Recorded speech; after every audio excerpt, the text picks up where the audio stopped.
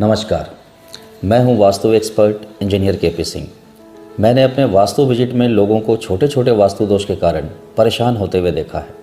किसी के यहाँ मेडिकल रिलेटेड प्रॉब्लम जैसे कैंसर, किडनी, मेंटल इलनेस, घुटने का दर्द या फिर कोई और क्रॉनिक डिजीज़ है। वास्तु पुरुष के जिस बॉडी पार्ट में दोष होगा, घर में वही परेशानी होगी। साउथ वेस्ट के डिफेक्ट की वजह से शादी या चाइल्ड बर्थ की प्रॉब्लम होती है। कहीं कैरियर, सेविंग, कैश फ्लो या बार बार बिजनेस में लॉस, और most important negative entry effect की वजह से लाइफ लॉस। वास्तुशास्त्र में पहले ही हमें एंट्रेंस के पॉजिटिव और नेगेटिव इफेक्ट्स के बारे में बता दिया गया है। जो घर वास्तु के सिद्धांतों के अनुसार बनते हैं वहाँ 100% ग्रोथ है, और जिस भवन में पंच तत्वों की एनर्जी बैलेंस फॉर्म में नहीं है वहाँ पीड़ा है। इसे ही वास्तु दोष कहते हैं। तो इन्हें बैलेंस करने से ही आपके जीवन में बदलाव आते हैं।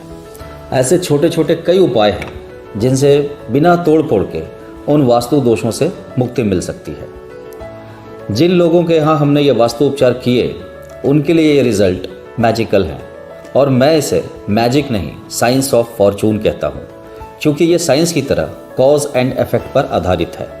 सिर्फ महंगे मटेरियल और इंटीरियर्स घर में लगा देने से समृद्धि नहीं आती, जैसे कागज के फूल से खुशबू नहीं आती है, क्योंकि हमारी फैमिली के हेल्थ और वेल्थ से बढ़कर कुछ भी नहीं है। वास्तु पंच तत्वों को हमारे घर में बैलेंस करने का विज्ञान है, इसलिए इसे जानिए और इसका लाभ लीजिए। Nature start supporting you in terms of positive vibes when your home is designed और balanced as per vastu.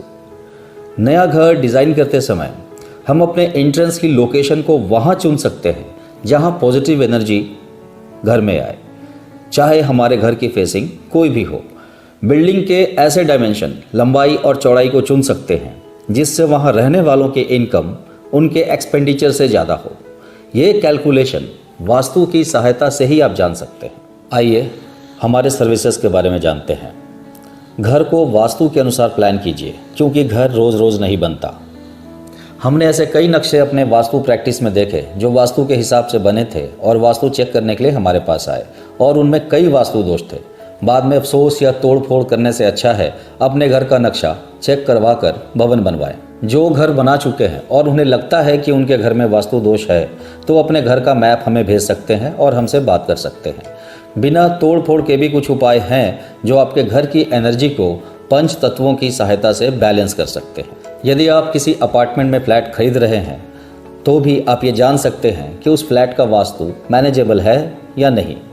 10 by 10 का कमरा से लेकर पार्लियामेंट तक वास्तु एप्लीकेबल है। स्थापत्य कला हमारे ऋषि मुनियों द्वारा समृद्ध जीवन जीने का सूत्र है। इसे एक्सपीरियंस कीजिए। आप सभी का इस वीडियो को देखने के लिए कोटि कोटि धन्यवाद और अभिनंदन। एक निवेदन है, इसे लोगों के साथ शेयर कीजिए। Be blessed with vastu.